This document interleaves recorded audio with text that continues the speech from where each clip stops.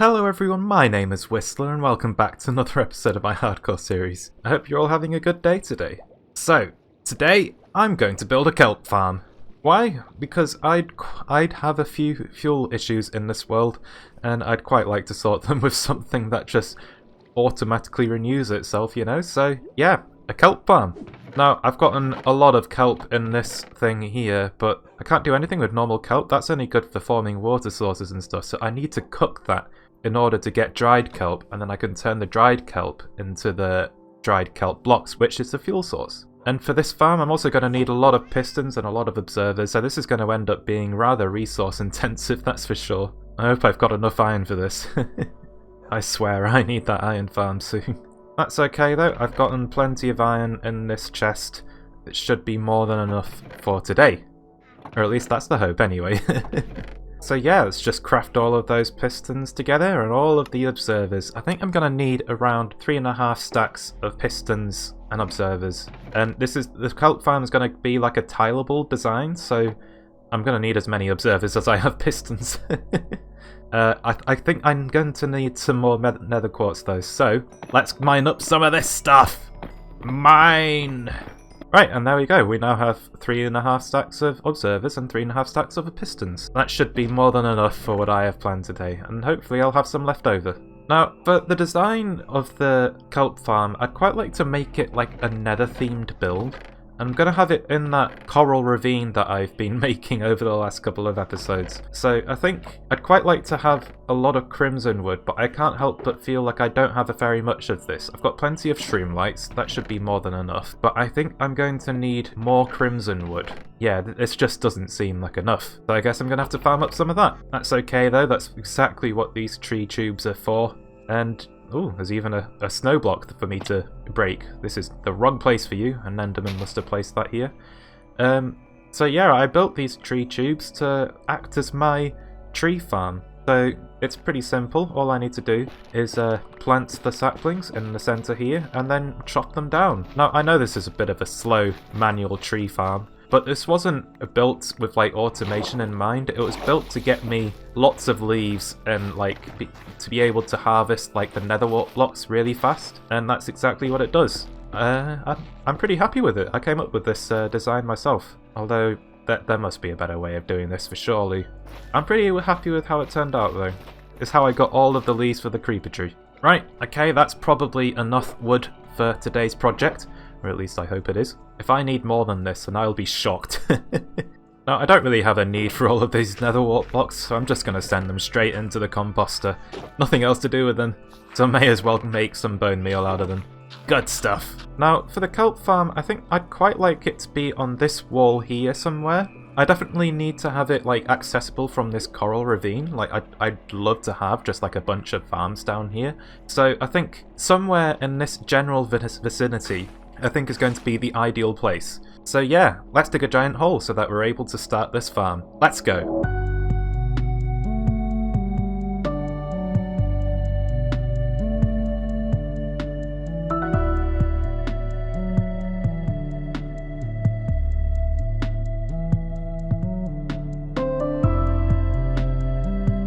And welcome back everyone. I hope you enjoyed that time lapse. It was probably a very short one. So, I've now got a very big hole for me to build a kelp farm in, and I've also found one diamond vein. So yeah, I just thought I'd leave that for mining on camera, although I won't actually fortune them. I like to keep the diamond ores as they're diamond ores, because those are actually rarer than just the diamonds themselves, so I'd quite like to keep them. I think they're cooler. Now, the kelp farm that I have in mind for today is not one of my own design, but I've got it ingrained in my memory. I watched a Pixel Risk video on how to build a kelp farm quite a long time ago, and I think I still know how to build one. But I think I'm going to add like a few changes to it. Like I'm going to have 2 rows of soul sand just before... Oh, hello lava. 2 rows of soul sand just before the central collection system, and I'm going to have water streams carrying them away to a storage location, or a furnace location I guess. So let's just stick that soul sand in. That's going to help with the items I think, hopefully. And I just need to create like an image of where this central wall is going to be, because there's going to be water streams at the top of this farm sweeping everything into here. So this is going to be like a central collection point, I guess. And then these wood blocks here, this is going to be where I have the kelp. And then I'm going to have to stack the kelp farm further up as it goes. It's quite a simple design. All I need is the pistons on top of these blocks here. That's going to break the kelp, and the pistons are going to fire when observers see the kelp grow to a certain height. And it's pretty simple. It's tileable, which is one of the reasons I like it, and it's not that hard to make, although it might be a little bit expensive on the observer and piston front, that's for sure. But yeah, the observers will fire the pistons as soon as they observe something, like this stone block here, and this stone block is going to simulate the kelp growing. And the pistons will just break that, and the kelp will all float up to the surface of the water that I place in here, and be swept away in water streams to where I want them to be. So yeah, let's build the rest of this thing up. I'm going to fill this entire hole with this tileable kelp farm. I think 5 rows on each side for 20 blocks is going to be more than enough for my world. And there we go, that's one side of this place done with these observers. Very nice. One side to go. And this should be it. This is the kelp farm constructed. I just need to fill the entire thing up with water, build the central walls, and place the kelp. And also create like a storage system, I guess. But yeah, that's the technical part of the farm done, I think. And I'd quite like this central wall to be in place before I start filling the place up with water, because I don't want water streams to be messing up anything. And there we go, that's the central walls completed. So, all I have to do now is fill up the thing with water, and I think I'm going to do that by creating the water streams first, and then just letting the water sources form all the way up the compartment, or whatever it is, the container. I don't know what to call it. It's pretty simple to do that though. All I need to do is lay out the floor with stone, or any block I guess, and just run the water streams on top of that. And to stop the water streams messing with the central storage system, or collection system, I'm going to need to place a lot of signs here to stop the streams messing up everything. Otherwise everything is just going to go wrong. And the way I'm going to collect these resources is with water streams running over blue ice, just to speed the whole process up. And I'm probably making a mistake by using blue ice. I don't have very much of it, and it is very expensive. And I don't have an ice farm. I don't even know where a snow biome is. My ice is from an ice puddle at the top of a mountain. Oh dear. But yes, I'm just going to have water streams carrying the kelp through this central wall and into a storage system somewhere else. And just put those water streams in place, and then it should be as simple as just breaking this stone floor, and the entire thing will be filled with water. And oh yeah, I can hear the pistons firing far below me, as well as right next to me. It's very loud. But all I need to do, hopefully, is just turn everything into a water source and fill the thing up with kelp. And this farm should just start operating. That's the hope anyway.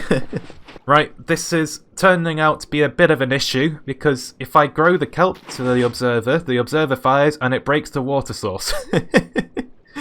And I think this is going to be an issue, because water sources have a very particular way of forming.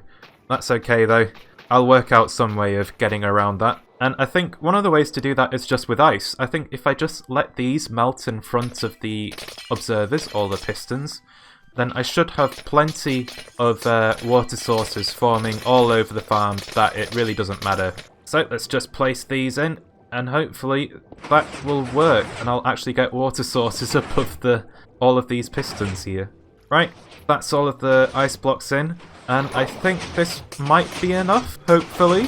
You can see when I bring up the F3 screen, falling water true and falling water false. That tells you whether it's a source block or not. So what I want is for all of these to be false. And there we go. I now have this kelp farm that's fully operational. All I need to do now is create the storage system and the furnace system to cook up all of the kelp that I gain. And for this I think I need more ice. I ran out. I have nothing to use water streams on top of. And to stop myself from messing with this farm, I'm just going to cover it up with red glass. It's going to give me a nice eerie glow to everything beneath. And the storage system, I think I'm going to place that here, roundabouts. Now before I forget, I need to fill up this floor with glass. one of these chunks is a slime chunk, and I'd prefer it if they didn't spawn. So, let's just get rid of that possibility with glass. And there we go, this is the furnace system that I'm going to use. And I think 9 furnaces is probably going to be a bit too much, so I'm going to get rid of a few of these. I think probably 5 is going to be the perfect number, so let's just remove some of these. And we'll create like a storage system for normal kelp next to it, and an excess system for bone meal on the other side. And that's what I have planned for this place. And I'm also going to put chests behind these furnaces, so I can easily put a lot of fuel in if I so choose to. And then I've got 2 double chests above each furnace to store the kelp for burning and turning into dried kelp, which will then be turned into dried kelp blocks for random fuel needs around my base or in my world. And this is just going to be where I store my normal kelp, because you never know when you might need it. And I'd rather not just punch kelp in the middle of the ocean, it's a bit laggy doing that. And I think just here, before the furnace system, would probably be a good enough location for that. This thing will fill up pretty fast, I think. And then on the other side, I've got this excess for bone meal system, I guess. Now all I need to do is create the water streams running over this collection system. Oh my goodness, there's already a lot of kelp down there. I need to sort this out now. That's simple enough to do though. Create a nice little ice path so that it's nice and fast, and run water streams along it to a soul sand elevator, and then we'll just run the items over the storage system. And I think I'll also have like a fence blocking off the end, just to stop items from randomly flying out of this out of the system. So I know that would be horrific. I don't want lag in my world. Let's just stop the items there. I think that will do. And I've already gotten some kelp flying in. That's good. So I guess this farm is now 100% functional. So on that note, I guess I need to decorate this thing. And I hope to do that with a Nether theme.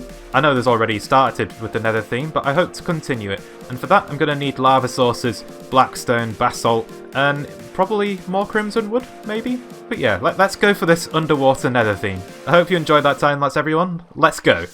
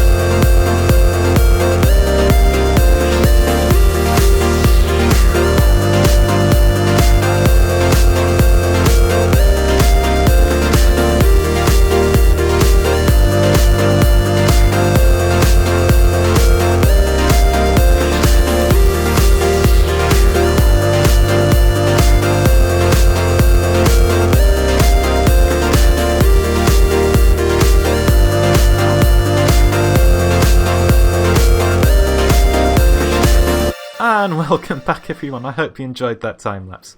So as you can see, I now have this underwater nether themed kelp farm. And I'm pretty happy with how it's turned out. And I even have these random sea turtles swimming around in here now, because they're from the ravine. Now I think I might just get rid of the kelp in the middle of this room, because it's a bit in the face. So yeah, let's just break these off, I think. It's just in my view too much, you know? There you go, that's much better, I think. And over here, I have what I hope to be the output for the creeper farm, and this is where I'm going to store all of the gunpowder in my world. And all I need to finish it off is the hoppers taking everything into the chests down here. But on the sides, I have some other manual storage for other gunpowder so that I don't completely fill up this storage system. But other than that, this is pretty good, I think. I've gotten like a gazillion chests down here. So I know that I can store a lot of gunpowder in this world, and I don't have any gunpowder in these chests just yet. I need to move it down from upstairs. But later on, I plan on having it all down here in this ravine, and it's going to give the ravine just a little bit more functionality, which I'm very happy about. It gives me a reason to come down here. And I've got this ender chest just here, and I'm also got this crafting table floor, because I know that I'm going to be crafting a lot of TNT down here. And I just thought that I should probably make this place a little bit more functional. Let's keep the convenience in mind. Then over here, I've decorated the sea pickle farm. I didn't want to do anything too major, so most of this is just jungle logs, but I think this turned out pretty well. It's sort of blended in with the rest of this ravine, and that's all it needs to do. It's almost like its own little cave, I guess. It doesn't need to be anything more than this. I've not done anything to the back part with the redstone, and I still need to make a non-switch for this thing as well. But to be honest, I don't know if I need it. I could just leave it.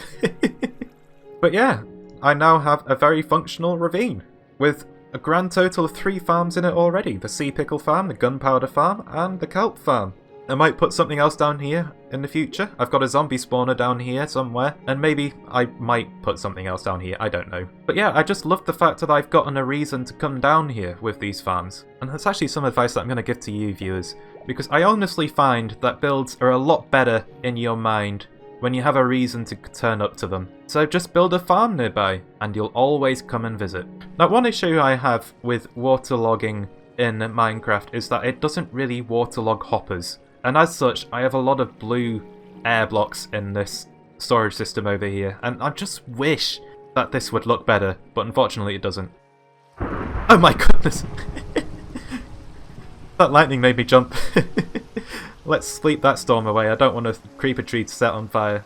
Now, I actually ran out of blackstone during that time lapse, so I had to go out and mine some more, and I found a grand total of 1 ancient debris while I was doing that. So yeah, I just wanted to tell all of you guys that I now have 1 ancient debris, and it's from a very particular location that I'm not going to say just yet, but I hope to clear it out a little bit and keep every little bit of ancient debris just to keep account of how much I get. So for now, I'm just going to keep that ancient debris and that 1 chest there, and slowly this chest will fill up over time, hopefully. What on earth are you doing here? Excuse me? Oh, I didn't realise. I must have just clipped the edge of the river biome with this storage system, with that soul sand elevator. Because I don't think any other part of this is in the river biome. Right, I'm sorry, Drowned. I don't particularly want you spawning here, or to stay here. And he's got a Nautilus shell, so I'm afraid he's gonna have to die. I don't want these drowns spawning and potentially clogging up the system, and they'll cause lag and stuff, so I'm gonna have to get rid of them. Sorry! Right, let's break this glass block and kill this guy with a trident. I'm sorry, dude, but you've got a Nautilus shell, and they're valuable, and if I can actually hit him, that'd be nice, but unfortunately I can't. And, oh, there we go, finally. But yes, I'd like your Nautilus shell, and I know you'll drop it. Thank you very much! Right, so I'm gonna need to put some sort of light source in here to stop them from spawning again. So I just put this stream light in there, and hopefully that will be enough. Although I don't know for sure. But yeah, I've gained a ton of kelp from this farm so far, as you can see. Now, I actually had another suggestion for a creeper on the creeper tree recently, and that is crepitus. It's Latin for, you guessed it, no you didn't, you liar. It's Latin for explosion, which I think is remarkable.